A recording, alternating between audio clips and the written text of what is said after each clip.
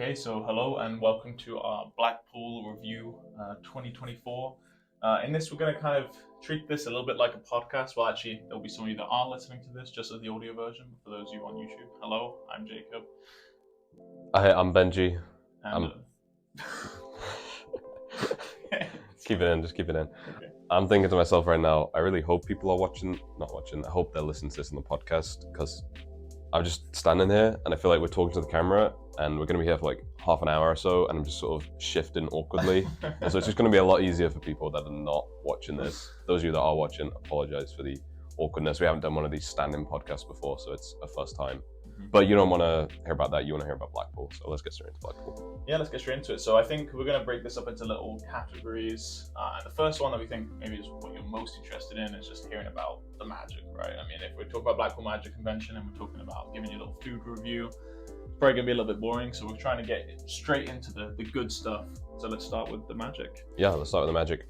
Okay, a few highlights. This is in no particular order. This is just stuff that's coming to mind. Sonor. So, day one in the convention, we've been manning the stall all day and we decide, let's go around, talk to some people, go to the dealer's hall, see what's happening, see what's going down. We walk up to Biz, our friend Biz from Big Blind Media, and we ask Biz, among other things, what's the coolest thing you've seen so far? Bear in mind it's day one, so maybe he would have changed his mind by the end of it, but this is what he said on day one. He said, so I was at the Reskin, I think it was at the Reskin. Yeah. He was somewhere and he saw this guy do something where he took a harmonica, he played it, then he gave the harmonica to someone else, then took an invisible harmonica and started playing it. And Biz was kind of freaking out about this. And then he said, and he also did this thing where he took this invisible glass of beer or wine and just like made a little like ka-ching sound of it. And one of my favorite moments of the convention is Biz clink. I don't know. One of my favorite moments of the convention was as Biz is describing this, you can see he's getting so into it. He was so, he loved it so much. He was like, man, like, I don't know how he did it. He was wearing a ring, but it can't be the ring. Like, you have to go watch the video. It's so, man, we love you, Biz. We can probably play the clip. Play the clip. And we'll play a little clip of Sonor as well. He's got a harmonica, he plays it, he gives you the harmonica, and then he does this. And then he starts playing at it with nothing in his hand. Whoa. And he's got nothing in his hand, nothing in his mouth, just a ring around his finger. I have no idea, it can't be the ring, it doesn't make sense. And he can do it with different sounds. Yeah, he's been doing it to everybody. I love music so much. Okay. It's like magic. It can trigger emotions inside of you. It's even better because it's not visual as every magic is. I always have I always have on me something to play music. The most useful and convenient instrument, the harmonica. May I play something for you? Yeah? Oh, Danny's watching as well.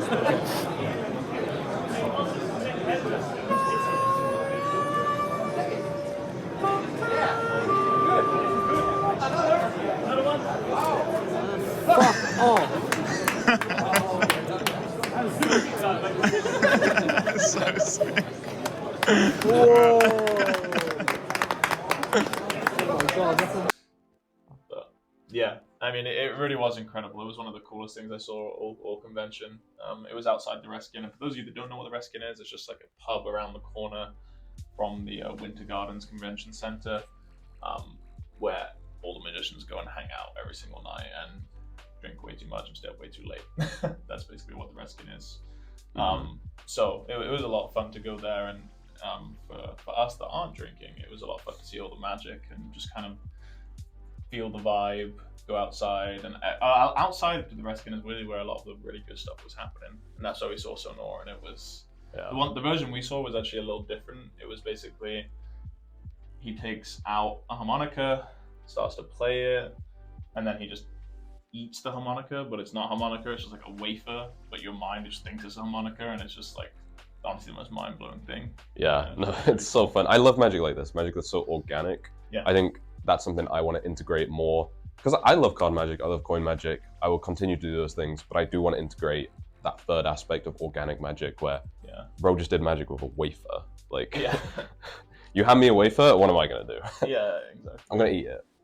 Which he also did, but he did something really cool first. Yeah, exactly. So that was definitely, Sonor was a big highlight for me. I just love, man, that Biz line. Because, to be fair, I don't know how it works either. It's a funny story actually. You know how it I works do.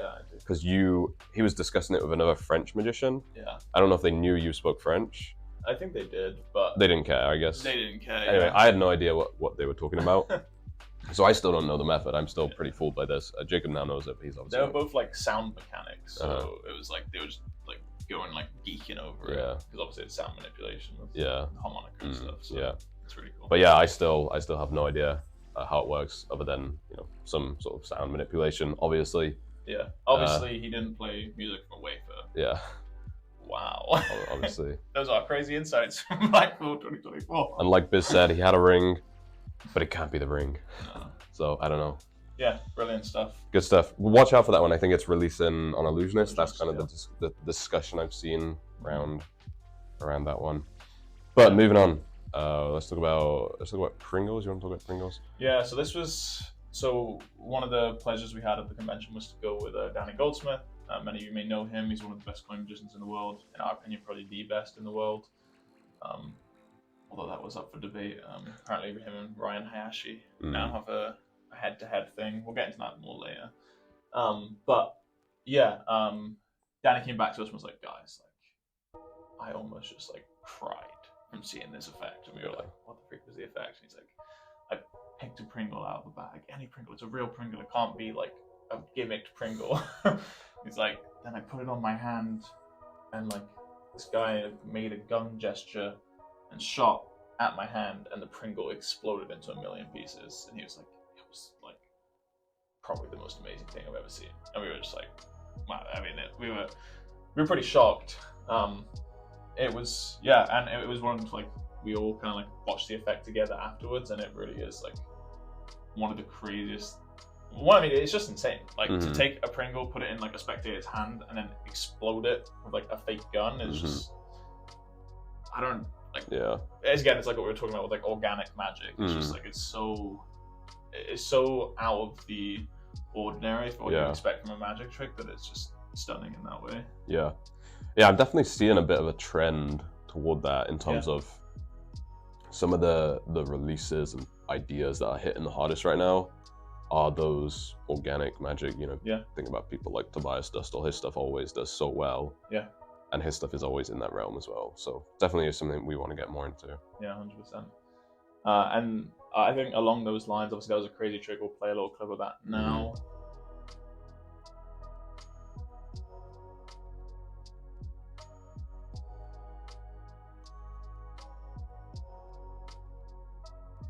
But yeah, along those lines, this is Crazy Sam's Mind and Hanson's Chin. They had some amazing magic. And it's by Sam Huang, how do you say it? Yeah, I think Sam Huang. I would probably probably pronounce it, but it's Crazy Sam's Mind, right? Yeah. I think that's like that's the name. brand. Yeah. But he had some really cool stuff. I mean, he had like a insane like ring routine and like finger swapping thing that was some of the coolest things I've seen. And then he also had he did an amazing Rubik's Cube trick, and maybe we'll describe this to all of you as well, because this is another one that's been kind of like going through our minds since we left Blackpool over and over. It's basically a normal Rubik's Cube that's mixed. is handed to a spectator under the cover of a blanket or like a napkin, I guess. Shuffles it up in a sequence, but like kind of however they want. It's like, oh, you can turn it the top twice, you can turn the bottom twice, you can, and it's really in their hand. Like it never leaves their hand. Nothing ever changes, and it goes in mixed. And then this was another Crazy Sam's Mind thing. He solves his cube with like one flick, which is really cool, and then takes the napkin / whatever thing off the Rubik's Cube that the spectator is holding, and that is just solved without him ever touching it. And that was a really crazy trick too. Yeah, so that I don't think is a product that's out yet, but it's I'm sure it's coming at some point. I don't know who it's going to go for, if it's going to be Hansen Xian or I mean, I saw Henry Harrius was kind of like hanging, well, he seemed to be like hanging around, like involved with that one, and he also does some really good Rubik's Cube stuff, so I don't know if there's any kind of collab going on there. That's total speculation, but that was really cool as well. Another one I want to mention, I don't know how to pronounce his name now that I'm into actually saying it. Clement de Natalie. How do you know French? Is it Natalie? Yeah. Natalie, even though it's got an E. Yeah, probably. Okay, sure. Clement and Natalie. French magician, really good stuff. He's known for his great coin work, but he showed me something, probably one of my favorite moments at the convention, with my phone. He just kind of handed me my phone, and then from a distance, he was kind of like, well, first of all, he demonstrated how, have any of you, when you were younger, had that thumb tip prop where you pretend to like take light, and then you've got like the light at your thumb and you're passing it around, and maybe you throw it onto your phone and your torchlight is up, you take it off. And he just took that theme and sort of ran with it and said, well, let's try this. Put the phone in my hand this way, so the torch is facing up. Mhm. And then from a distance, he just kind of taps his fingers and my torch turns on, taps, turns off. He kind of turns like a dial, torch gets stronger, dimmer, turns off, on. Basically, he's just controlling it from a distance, and then stops, lets me take my phone back, and obviously it's just, there's nothing out of the ordinary. It was in my hand the whole time. That was just one of my favorite things that I saw. It just, I don't know, it got me a little emotional, it's been a while since magic hit me quite that hard. I was just, boom. He then also told me the method, like Instantly. quite quickly after, which, I mean, thank you, Clement, for that. I appreciate that. But yeah, it was kind of funny that I just instantly found out the method. But luckily, that was only whatever. Like, the convention was long, so there's actually plenty more moments. I did see some more great magic over the course of the weekend. So Yeah, for sure. Yeah. I think there was the mentalism trick that we saw. I thought that was really cool. Oh, okay, yeah. So acronym, that's the name of it, by Conjuring Lab, I think is the name of the brand. It's like a French company, more recent. Yeah, I think this was like their first convention, the big kind of release. So they were working on this one last convention. Yeah. Because Danny mentioned that he'd seen it last convention, but not as like a finished product. And then they came back this year and they were doing it, performing it, selling it. Yeah, again, actually, that's one of them that later on in the convention I was referencing. That's one of the tricks I was referencing earlier that also hit me really hard. I just loved that one. It was really good. Yeah. I guess not much else to say I think about we it. can probably explain it, I guess, right? What it looks like. Yeah, I can explain how it feels. Basically, you open... okay, wait. Let me backtrack. So there's a piece of paper. First of all, there's a couple steps here. There's a piece of paper. I roll a dice in my head. I tell them what number it is, maybe 2. And then they open Wikipedia on my phone, and we just do this thing, this kind of game in Wikipedia where you start on an article and you scroll, you find a link, you click on that link, you go to the next page, scroll, find another link, and you can pick whatever link you want. Each time you pick a link, it gets written down a certain number of times. By the end of it, you just feel like, oh, it's a random assortment of links. They ask you, do any of these links describe you in any way? And you think, maybe, maybe not. And then they say, well, what about this? You gave us a number before 2, right? And then you count in to the second letter, and then the second letter of all the words or links that you clicked on combined spells out your name. Yeah, it's very cool. Very organic in that sort of way. Like, I mean, obviously it uses the phone and stuff, but like it doesn't feel, and it doesn't feel like proppy or it's using cards or whatever. It was another nice organic trick. Talking of organic magic, phone magic, there was someone, but I don't want to get their name wrong, so I'm looking up now. Jifeng Cheng? Yeah. It's probably, we might be doing his name not much justice, but... he's from Taiwan, I believe, and they were demoing a product called Crashed. Very cool. Which you may have seen on social media. It's one where they take your phone and then kind of do this, and then your phone starts freaking out. Yeah. But yeah, Jifeng, he had some really good stuff. We were jamming with him one night, and he was showing us some really good stuff. I'm trying to find what the name. He was very generous as well. He showed us a lot of stuff. Jammed with us for a very long time. Yeah, I'm trying to figure out what the name of this company is, but I don't know. I just know Jifeng Crashed. We can maybe put something up if we find it. But yes, that was that. One more thing before we move on. Jeffrey Wang. That also for me was a highlight of the convention, was seeing Jeffrey Wang perform in person. Amazing. If you don't know who Jeffrey Wang is, he is a coin magician, although that feels like a bit reductive for what Jeffrey does. He just does stuff with coins you didn't think was possible, or you thought would only ever work on camera. Danny Goldsmith, a friend, always says, this stuff you think is like CGI camera stuff or would only work on social media, and then you see it in person and you realize It's insane. that is actually insane that he can do that in person. Yeah, he is amazing. And he was super, super nice. Yeah, a joy to watch. Yeah. But yeah, there we go. That's some of the best magic. Let's kind of keep this rolling, keep this moving, because we've got Yeah. plenty to talk about. Moving on, let's talk about, so that was sort of the magic that was being sold and performed and jammed on. What about the magic in the actual shows, the gala shows? A couple of highlights maybe? Yeah. I mean, I think I'll probably just start with like my genuine highlight, Uh-huh. and probably was a lot of people's, was like the Matt King show. To get a full-on Vegas show in Blackpool from someone that's been performing as long as Matt King was honestly just so much fun. Mhm. Like, it was probably maybe one of my biggest highlights of the whole thing was just, it was just like everything from his Vegas show in Blackpool. So like it was no hold bars, I guess. Like it was just like no holds barred. no holds barred. Mhm. It was just like, as far as I know, I haven't seen his Vegas show, but it seemed like it was his complete set. Mhm. Especially just from the fact that he kept like messing up his patter by accident, saying like casino and stuff. Okay, yeah. Yeah. It was quite funny though. He Yeah. kept saying like in this casino, and they're like, wait. Yeah. But yeah, he was brilliant. I mean, absolutely hilarious from start to finish. I think one of the things that Benji mentioned afterwards that is very underrated from Matt King is just his ability to like, or maybe not underrated, but something that is much appreciated is his ability to like manage a spectator. I don't think I've seen anyone do it better.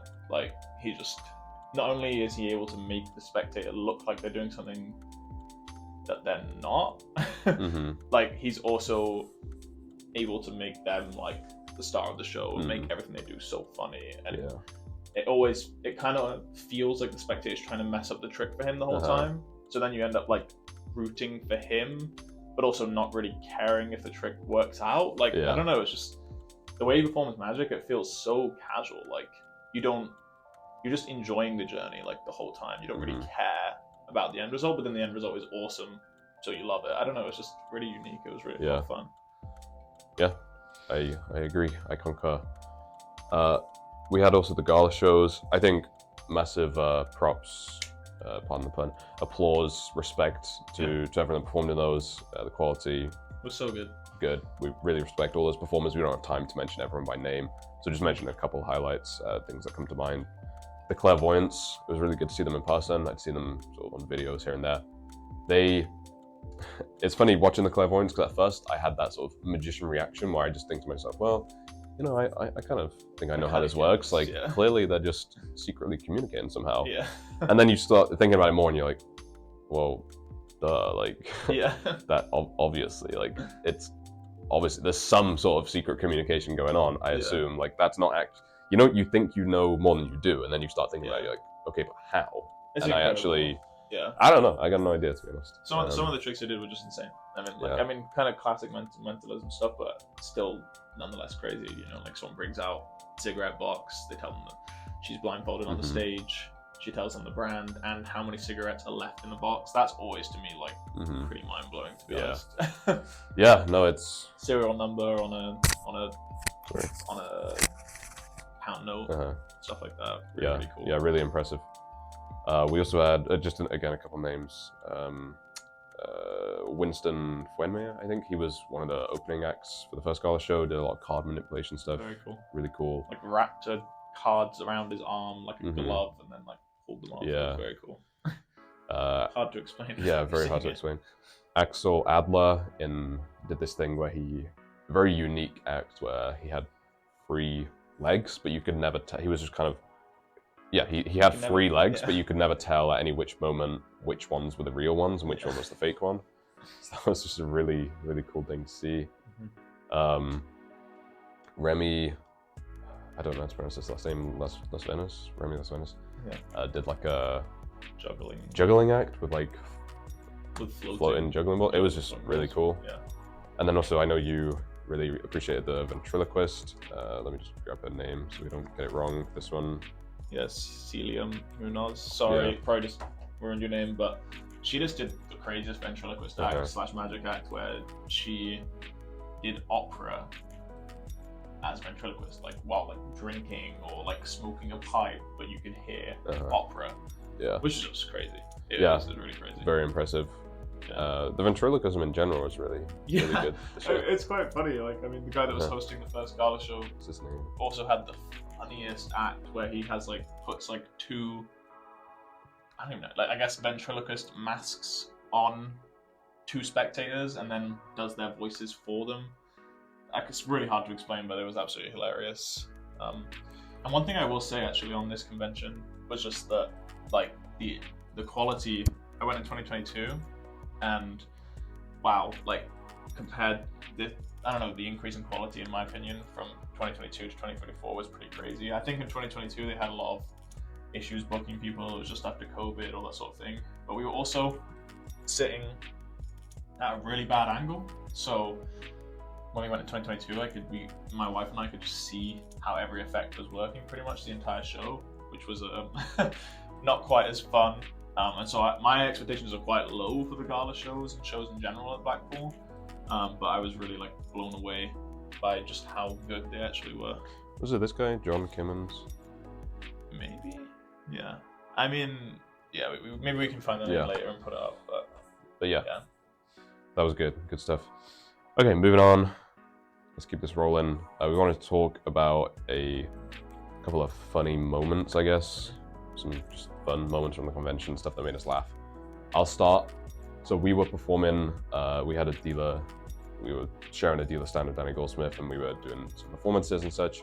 And one of the tricks that I was sort of working on and performing during the weekend was a trick using a key card.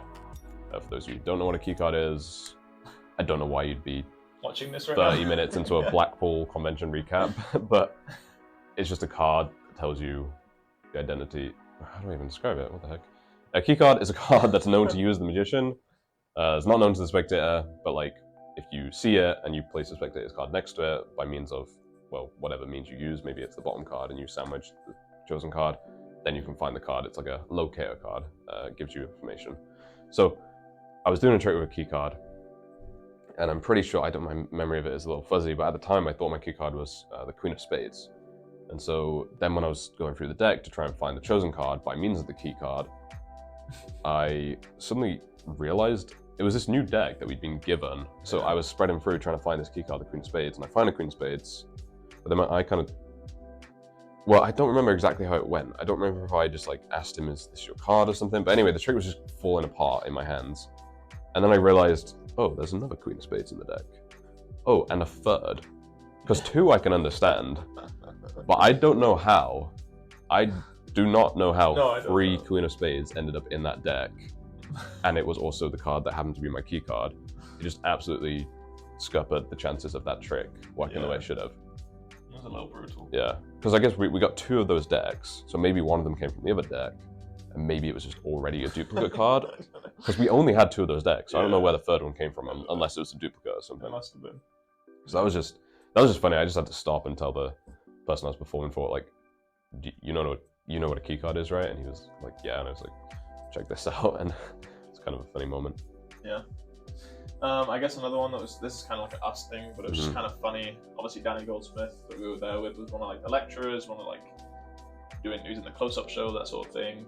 But he just kept getting like kicked out, and now that sounds like a lot more intense than it was. But basically, when you're in the dealer's hall, I don't know, the staff there were just like pretty intense during the convention, and if like they didn't see your like dealer's badge for like more than like 2 minutes, they were like coming over and like, get out, you need to get out, like why are you in here, sir?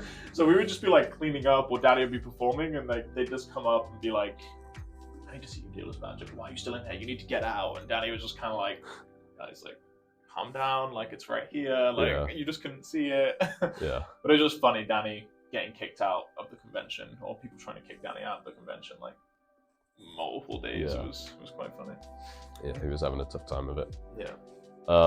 One more funny moment, a chance encounter with Ryan Hayashi. That's a good name for an email. Yeah. So we were, so Danny Goldsmith had just performed his close-up show, and we were kind of in the area mingling and just seeing actually if we could get like real reaction clips, see what people thought. And we were in the middle of filming one, and it was like kind of Ryan Hayashi. I guess we were filming one with some friends of Ryan Hayashi, and we didn't know at the time, but Ryan Hayashi just sort of walks into the frame between them, and he's like, and he just immediately turns on his performance mode, I guess, and he's just like, this is going to be such a hard one to recap and explain for the video because it was so like bizarre but hilarious at the same time, just meeting Ryan Hershey in person, because he is very much like what you see on stage is what you get. Probably not all the time, but he's capable of just like switching it on like that. And he has a lot of confidence and presence, and he would just like go into that mode. I guess another funny thing was just like, I think for some reason Benji was just getting like roasted the entire convention because everybody thought he was American, putting on a British accent. I think that was part of the reason Ryan, I mean, looking back, it's part of the reason Ryan came and started like making fun of you. Yeah, maybe. He thought you were like doing a fake British accent. Which I don't know. I don't know where this has come from. You've never had this problem before. Yeah, I don't know what to say. I spend a lot of time with people from various countries, so it just... I would have thought if anyone would be me. Like, yeah. But there we go. I don't know. Lessons learned. What did we learn during Blackpool? I will start with one. This is something I learned from doing the dealer stand. First of all, Jay, can you tell me what is the motto of the Boy Scouts of America? Be prepared? Be prepared. Gosh, so scary, I'm not gonna lie. That's the lesson. Be prepared. So we had something that we were demoing. Maybe we'll put a clip in here, I don't know. But this is because we knew that we'd be sort of demoing this and trying it out at Blackpool. We had prepared extensively for it, and it felt very, we could feel it, you know, we felt prepared and pretty good about it. Not to say we had no hiccups, but I think for the most part it was pretty good. Yeah. Now, the only issue I found is that because I was performing this time and time again, I actually started to get a little, I don't know, just a bit itchy to like try other stuff. I was like, oh, maybe I'll mix it up, do something different for the next guy that walks up. And so then I started just kind of improvising a little bit, just sort of thinking, oh, you know, what would be a fun thing to do here? And then there was a couple of tricks that sort of solidified. One of them, so this kind of went two ways. One of them, it did sort of solidify and turn into a little effect that I was like, oh, you know, I like this quite a lot. This is a good combination of things. Yeah. It was a little rough getting there, but once I was there, I was like, oh, this feels pretty good. And so again, it wasn't quite as dialed in as the other one, but it still, you know, it wasn't bad.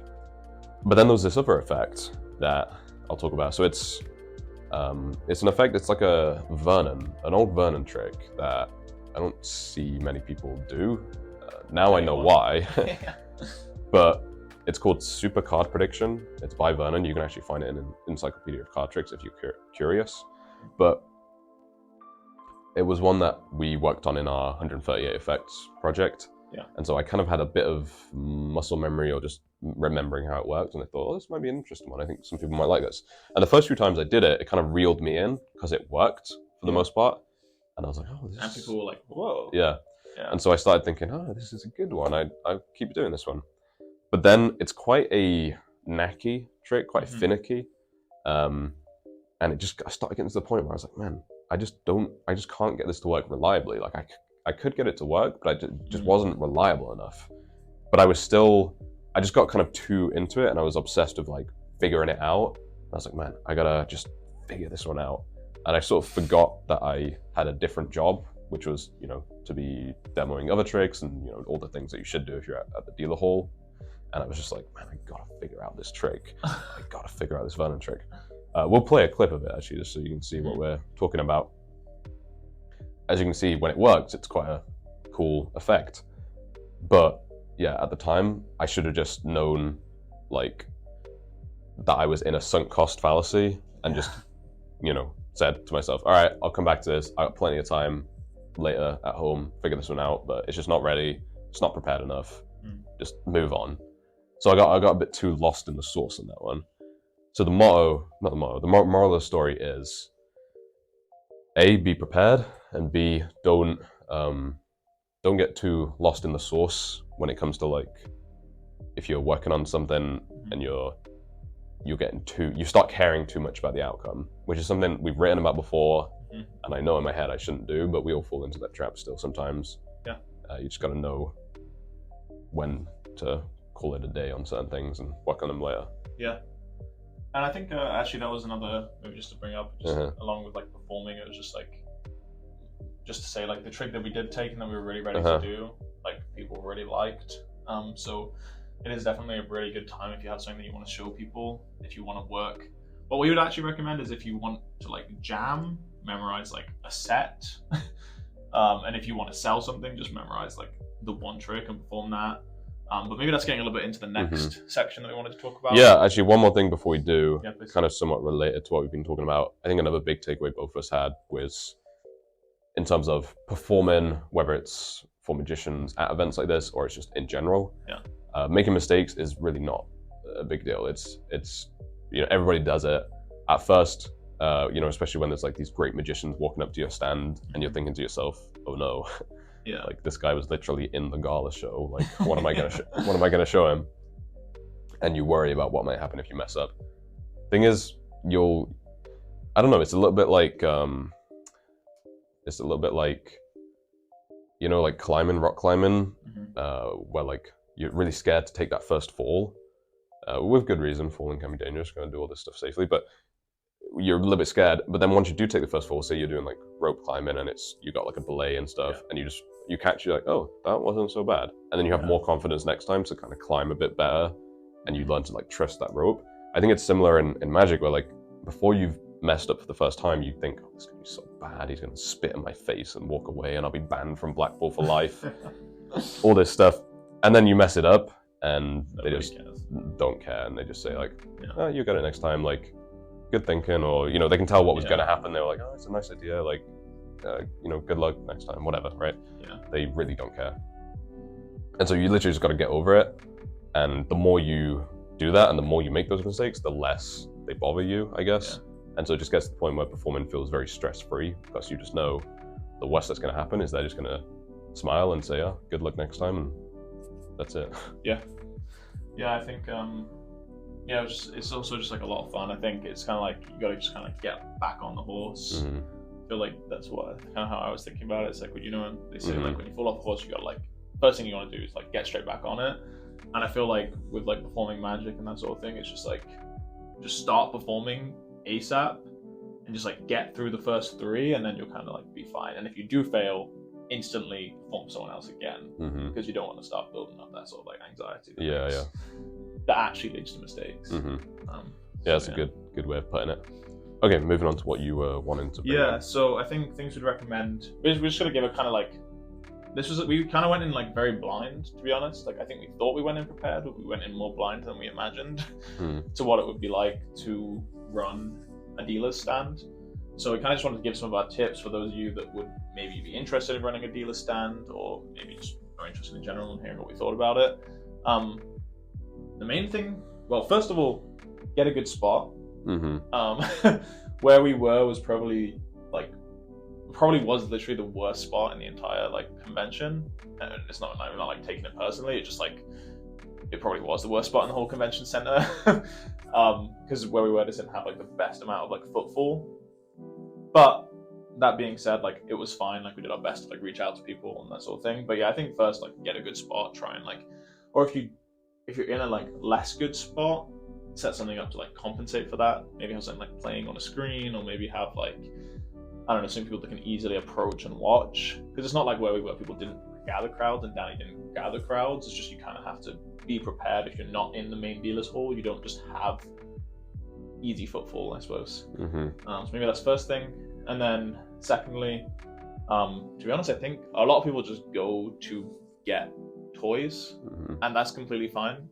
Yeah. Like when we go to Blackpool, I'm looking around the dealer stand and I'm not looking to buy like a download. I'm looking for like what's a cool thing I can take and play around with, So I think that's like another tip is like when you go. Well, I think that's just, it makes sense, right? It's like if you go to a convention where you can buy physical products, I don't know, say I go to a certain stall, like if I could go home, a couple of things actually that I was thinking about. One is if I could go home and just like kind of buy the download online, I definitely might do that, but it kind of feels like, why would I do that? It's so rare for us as magicians to be in a place where we can actually be like examining like, this, you pick it up, feel the weight of it in your hand, the satisfaction of like, this is something I bought. That happens so rarely, and we, like 99% of the time, we are just doing the other model, that when it comes to being at these events, it's like, oh, this is the one time we can do it this way. Yeah. So there's kind of a natural, I think, bias toward that. Although, obviously, I'm not like ruling out, like plenty of people were selling downloads, and if you've got like a good demo, you're performing well, and it's a new trick or whatever, like it's all, you're not like ruling out any success. But there is, I think, a little bias toward that. Also, I think there's a bias, for me, there'd be a bias towards when I'm at these events.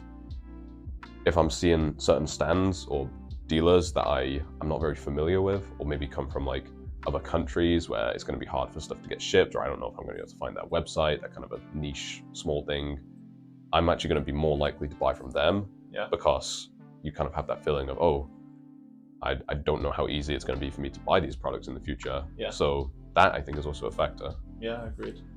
Yeah, I think just going as a dealer, you want to have something you can demo in like 10 seconds or less.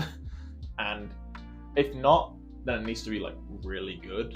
Like you need to justify the fact that you're performing for more than like 10 seconds. Even just having a video of your like gimmick or whatever playing on loop could be nice. But yeah, I think kind of the main thing that we took away from it is like go with something that's like a limited amount of stock. It's something people can take home, that can play around with, that it's like kind of like a toy, you know. Yeah, I think the guy with the finger, I don't remember what it was called, that was a good example of that. I think he had a video go in and ticked a lot of those boxes. So those are kind of my things is for dealers. And also just be aware that it's going to be a little harder than you thought. Like you still have to be like willing, you still need to like offer value and explain that value to the customers. Like they literally have around them like 250 other dealers that they can buy from. So just be prepared to like sell people your products, you know? Give them a reason to spend time at your stand. So the next thing we want to talk about is just kind of going as a customer, I suppose, what we would recommend. Maybe you can start with this. I don't know, to be honest. Yeah, I think I didn't go as a customer this year. So maybe I'll talk about it. So from like last time that I went, I just went purely as like a customer slash kind of creating some content. I think just like don't be scared. Like I feel like a lot of the time you're really worried, like, oh, should I go up to this person? Like I feel like just don't have any of that fear. Go speak to people, like go chat with people. Like I don't know. I just think people will speak to you and are so interested to chat with you more than you think. So I say going as a customer, like just go with no fear, go up to people that you want to speak to. Like, I don't know, I feel like there were kids at the convention that's such a good example of that. They're like 13 years old and they're just like walking up to people, oh, can you sign my card? Like, and like, you know, it's like, it's just kind of endearing. Like they're just very like outgoing and like, you want to show people magic, they get to know everybody. I don't know. I think you can really like talk to whoever you want. Like they are there to sell you their products and be at the convention, so don't be scared to like go up to them, approach them. I think I would also say like with the dealers hall, like prioritize, like look at the map and prioritize the dealers that you really want to see, because it goes a lot faster than you think. You might think that like, oh, Andy Gladwin's over there, great, I'll see him like in 2 days, and then you just won't. So I would say making like a really clear plan of like what you want to do, who you want to see, and then making sure you don't miss those things is a big one. And then maybe just make sure you don't miss the shows. Like maybe just doing a bit of research, like making sure you know who's performing, when, where, and then planning your schedule around that. Because it's so easy to just get trapped in the dealer's hall, or I don't know, just there's genuinely so many good lectures and shows going on. I think it's a really good idea to just like plan for those. Yeah, to be honest, I haven't been to Blackpool for a few years, and I'd forgotten, or I didn't know in the first place, that when you have like the gold card thing, your seat is like for all the shows or something. At first I thought it was just the galas, but then I was like, oh, Matt King is also included, and you know, it's cool. You realize like, so you might as well make use of that, I guess. You know, agreed. See all that stuff. And then I think that's probably it's probably good for customers. Maybe you can talk about going as a content creator. I don't know. I feel like it's pretty self-explanatory. Just take a camera, film everything. That's what I would recommend. That's something that I wish I'd done more this convention. Is just like literally film everything I saw. Because it's also just a really great time as a content creator to make content. People really want to watch it. It's quite easy to pick up views. So hence why we are making this right now. Creating content. It's good stuff. Okay, to be honest, I feel like that's pretty much everything. We'll close out, I guess, with one final little. Maybe we should just maybe just give like a brief summary, like what we would rate the convention, like, would we go again? I would go again. Yeah. That's I thought it was a lot of awesome. fun. Really well hosted. Thank you so much for the team that put it together. I thought the Mhm. events were great. I thought the shows were great. I thought Dealers Hall was really well done. I thought it was impressive from start to finish. Really, really well done. I would go again. 100%. Me and Medji were saying actually it was maybe like less. We thought it would be a bigger business success than it was, but on like a personal level, we enjoyed it so much more than we imagined we would. Yeah. Yeah, that's a good way of putting it. Oh, and one last tip. Yep. Go to the Reskin. It's really fun. It's a pub around the corner. It's spelled RESQUI. I don't actually know how believe. it's spelled, to be honest. Go there. It's just like around the corner. Look it up on the maps. You'll find so many magicians there. That is like something that you don't want to miss out on. I didn't go last time I went to the convention, and like I wish I had, because going this time it was a lot of fun. Maybe it's the Ruskin. Maybe Is it it's Ruskin? RUSKIN. Yeah, I think it's Ruskin. Okay, so RUSKIN. RUSKIN. Oh, we were way off, man. I was spelling it the French way for some reason. Really? But yeah, it was a lot of fun. So yeah. Maybe close out with what were we going to say? No, I was just going to say, and then the sort of final little announcement / sneak peek at the end of this video is we have a new project. We did this a little bit at Blackpool, a little bit, how do you say this? It wasn't like the main thing we did, but occasionally we'd be like, oh, you guys want to see this, you know? And so we do this, and I think it's a really cool thing. People seem to like it, or I hope they did. Either they're being nice or they liked it. I guess you can be the judges, decide for yourself if you check it out. But it's basically if you're familiar with color sense routines, where a deck is kind of mixed or shuffled or what have you, and then the magician or the spectator is able to like sense colors of cards. That's a very loose way of defining these routines. What we've done is we've put together a project where we go through many different like phases and sort of levels of this trick, starting with the most basic version and kind of leveling up to some other variations that we think are quite cool. It's a very, it's a new thing. We're really excited to share it with you. You'll also get a bonus. If you're watching this within the first week of us uploading this video or releasing this podcast, you'll get a free like Blackpool bonus, which is another trick that we formed at the convention that people really loved. So you'll also get that when you buy this week. Yeah, this week only, or I mean, we'll see. Maybe longer, but probably yeah. So yeah, you get that. Anyway, you can just click the link. I think we've probably talked enough. You probably just want to read about it, watch it, all that stuff. But this was a little project we've been very excited to share with you. We think you're going to like it a lot. So check it out. It's called we can tell them what it's called? Yeah. It's called the Kaleidoscope Project. Link in the description. Go check it out. Thank you for watching.